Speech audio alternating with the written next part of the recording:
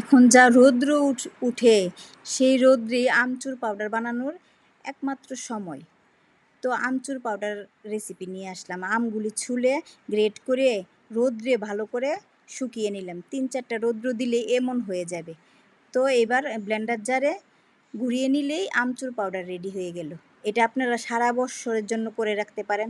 এই গরমে বাইরে থেকে আসলে বাচ্চাদেরকে এবং নিজেরা ক্লান্তি মেটানোর জন্য ঘরে দুপুরবেলা যে কোনো গরমের সময় আপনারা এইভাবে আমচুর পাউডার দিয়ে শরবত বানিয়ে খেতে পারেন। তারপর সালাদের সাথে মিশিয়ে খেতে পারেন। তো আমচুর পাউডারের শরবত দেখেন, আমচুর পাউডার দিয়ে একটু চিনি লবণ দিয়ে দিলে আর একটু ফ্লেভারের জন্য লেবুর রস দিয়ে দিলে সুন্দর দারুণ স্বাস্থ্যসম্মত একটি আমচুর পাউডারের শরবত হয়ে গেল।